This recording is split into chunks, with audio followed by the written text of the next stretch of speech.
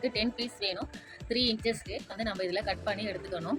10 piece cut பண்ணி எடுத்துட்டு இப்போ நம்ம ஆல்ரெடி கட் பண்ணி வச்சிருக்க சிந்தட்டிக் கிளாத் லைனிங் ரெண்டுத்தையுமே நம்ம எடுத்துக்கணும். இப்போ 1/2 இன்ச்சுக்கு ஸ்டிச்சஸ் போடுவோம் ஜாயின் பண்ணுறதுக்கு. அந்த 1/2 இன்ச் விட்டுட்டு மேலே கீழே 2 இடத்துலையும் 1/2 இன்ச் விட்டுட்டு மீதி இருக்கிற கேப்பை நம்ம 5ஆக பிரிச்சுக்கணும். அதாவது நம்ம ப்ளவுஸுக்கு ஹூக் வைப்போம்ல, அது போல் நம்ம 5ஆக மார்க் பண்ணி நம்ம எடுத்துக்கணும். எடுத்து அந்த ஃபர்ஸ்ட் மார்க் இருக்குல்ல 1/2 இன்ச் விட்டுட்டு மார்க் பண்ணோம்ல, அதில் ஒரு ரோப்பை எடுத்து அதை 2ஆக மடித்து மடிப்பு பகுதி உள்ளேயும் ஓப்பன் சைடு வெளியிலையும் வர மாதிரி நம்ம உள்ளே கொடுத்து ஸ்டிச் பண்ணணும். ஃபஸ்ட்டு கொடுத்துட்டு அதே மாதிரியே அடுத்து ஸ்டிச்சஸ் போட்டு 2வது மார்க் பண்ணியிருக்கோம்ல அங்கே வந்துட்டு நம்ம 2வது வைக்கணும். இது போல் நம்ம 5 பீஸையுமே உள்பக்கம் மடிப்பு வர மாதிரி வெளிப்பக்கம் ஓப்பன் வர மாதிரி கொடுத்து நம்ம ஃபஸ்ட்டு சைடில் ஸ்டிச்சஸ் போட்டு எடுத்துக்கணும். அந்த சைடில் நம்ம 5மே வச்சு முடிச்சுட்டு லாஸ்ட்டாக அந்த 1/2 இன்ச்சுக்கு மார்க் பண்ணியிருக்கோம்ல அது வரைக்கும் ஸ்டிச்சஸ் போட்டுட்டு வெளியே துணியை எடுக்காமல் ஃபூட்டை தூக்கிட்டு நம்ம திரும்ப டேர்ன் பண்ணிடணும். 5வது பீஸ் வச்சோம்ல அது அந்த ஸ்டிச்சஸில் படாமல் நகர்த்திட்டு அதுக்கப்புறமா நம்ம 1/2 இன்ச்சஸ்க்கு நீட்டாக ஸ்டிச்சஸ் போட்டுக்கிட்டே வரணும்.